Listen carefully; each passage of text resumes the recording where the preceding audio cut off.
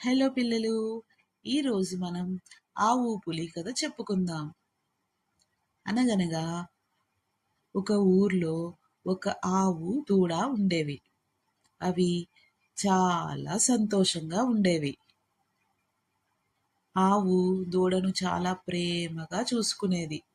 దూడ కూడా ఆవుతో ఆడుకుంటూ ఆనందంగా గడిపేది.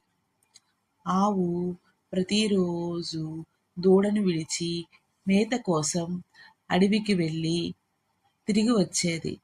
ప్రతిరోజులానే ఒకరోజు ఆవు మేత కోసం అడవికి వెళ్తుంది. అడవిలో ఆవు మేత మేస్తుండగా ఒక పులి ఆవుపై దాడి చేస్తుంది. ఆవు పులిని తనను విడిచిపెట్టమని వేడుకుంటుంది. కానీ పులి ఆవుని తినేయబోతుంది. అప్పుడు ఆ ఆవు పులితో తనకు ఒక చిన్ని దూడ ఉన్నదని, తను ఒక్కసారి దూడ దగ్గరకు వెళ్ళి దూడను ఆఖరిసారిగా చూసుకుని దానికి కడుపు నిండుగా ఆహారం ఇచ్చి తప్పకుండా తిరిగి వచ్చేస్తానని, కావాలంటే అప్పుడు తనని తినేయవచ్చునని జాలిగా వేడుకుంటుంది. పులి కూడా ఆవుకు తన దూడపై ఉన్న ప్రేమను చూసి సరే అంటుంది. ఆవు పరుగు పరుగున తన దూడ దగ్గరకు బయలుదేరుతుంది.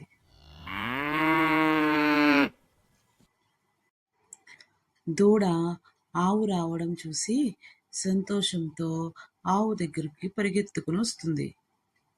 కానీ ఆవు దూడకు జరిగిందంతా తెలిపి దానికి మంచి బుద్ధులు చెప్పి దూడకు పొట్ట నిండుగా పాలు తాగించి తిరిగి అడవికి బయలుదేరుతుంది.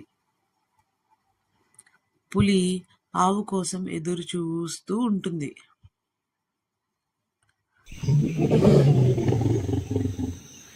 కానీ ఆవు నిజంగానే తిరిగి రావడం చూసి పులి ఆశ్చర్యపోతుంది. పులి ఆవు యొక్క నిజాయితీని చూసి ఆవును మెచ్చుకుని నీవు తిరిగి నీ బిడ్డ దగ్గరికి వెళ్ళిపోవచ్చని చెప్తుంది. ఆవు సంతోషంతో పులికి ధన్యవాదములు తెలిపి తిరిగి తన దూడ దగ్గరికి బయలుదేరుతుంది.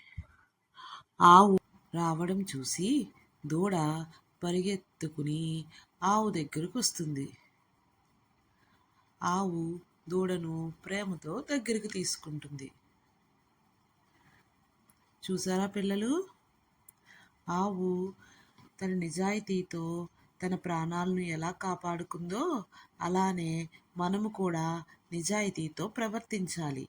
ఇచ్చిన మాట తప్పకుండా నిలబెట్టుకోవాలి. అప్పుడే శత్రువులు సైతం మనల్ని గౌరవిస్తారు.